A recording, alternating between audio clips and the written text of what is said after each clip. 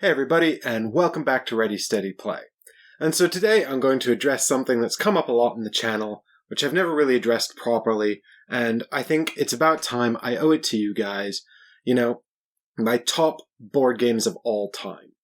And there's a lot of lists out there, but quite frankly, I only need 3. When you have a collection as big as mine, with so many great games in it, it's hard to whittle down. But I think there are 3 games from my entire collection of over 500 titles that are just stand out, without a doubt, the top 3 games of all time.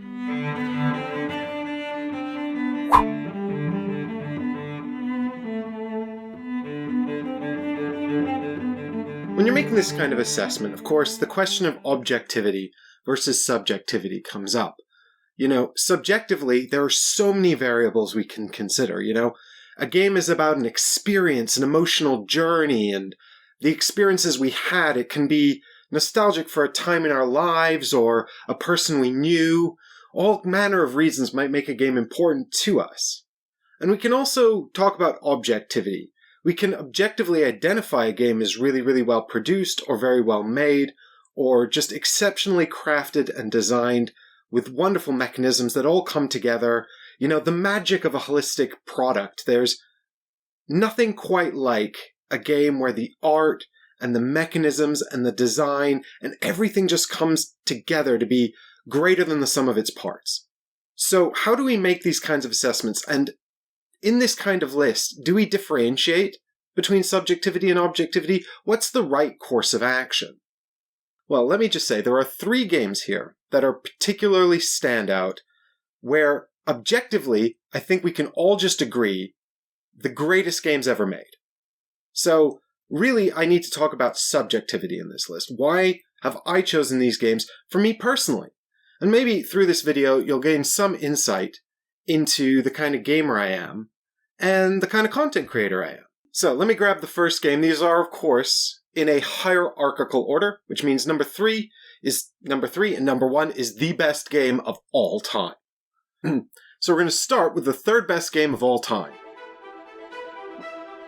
It's my friend Steve's copy of HeroQuest. And I mentioned Steve's copy because I want to get into the subjectivity of that in just a moment.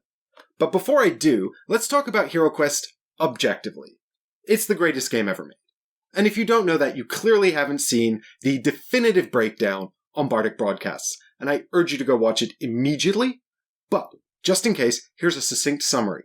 Number 1, the miniatures. The miniatures are the best thing about HeroQuest and objectively the best miniatures of all time. This one is the Gargoyle. This is the best miniature of all time. The Gargoyle is the best thing about HeroQuest. This tiny furniture does not need to be painted and it's very easy to assemble. It is the greatest prop in any board game ever created.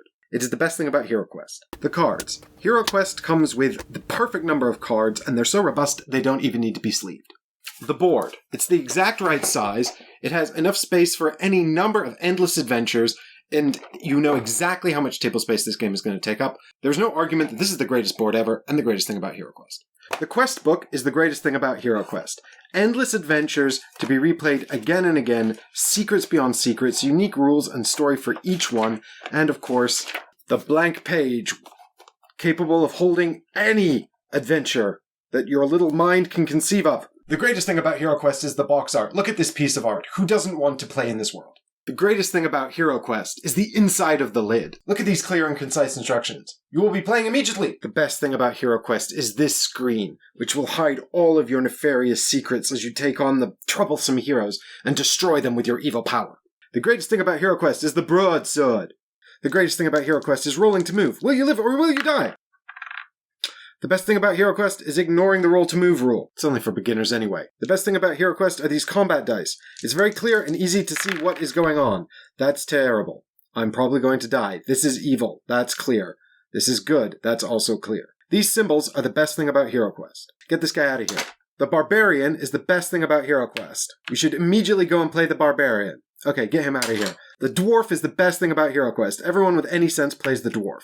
Of course, the best thing about HeroQuest are the expansions, and the only ones that are really worth having are additional copies of HeroQuest. And now that we've got that out of the way, let's talk about why I like Steve's copy so much. What I like about Steve's copy of HeroQuest is the painted miniatures. Steve spent a lot of time painting miniatures, and it shows.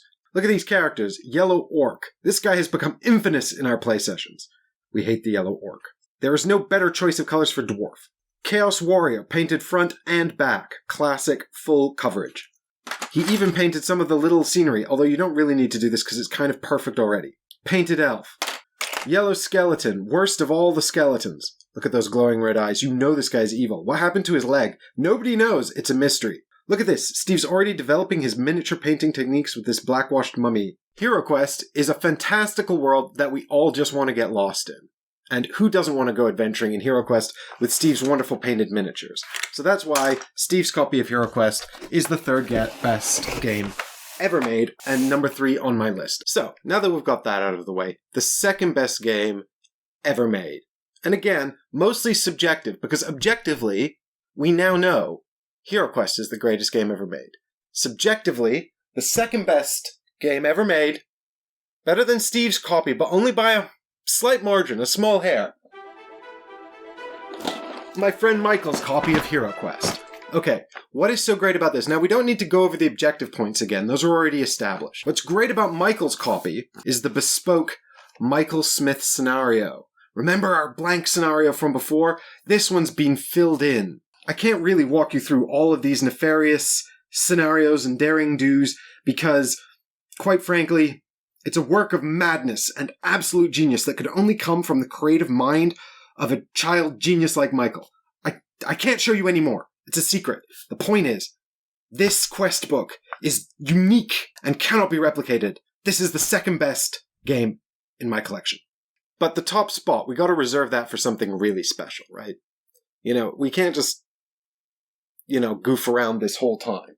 It's gotta be something special and unique to me, something I've invested a lot of time in, a lot of myself in, that's really brought me just hours of joy, moments of social exuberance, okay?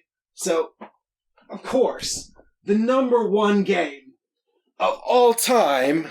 Oh, God, what is this doing here?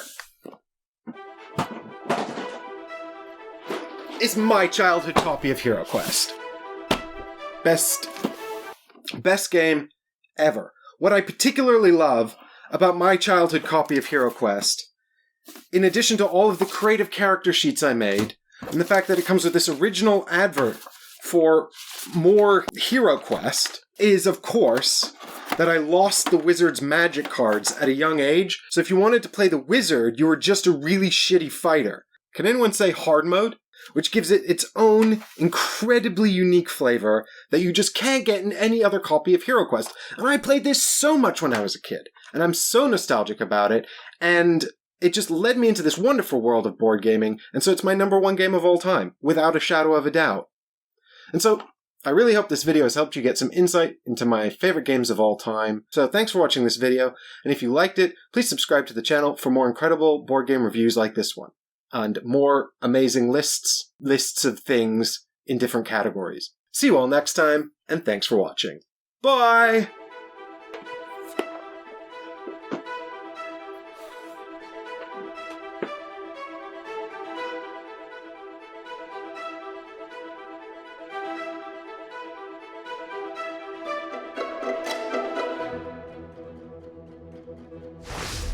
And I don't care if I'm a hero or if I'm Morcar. I'll be either.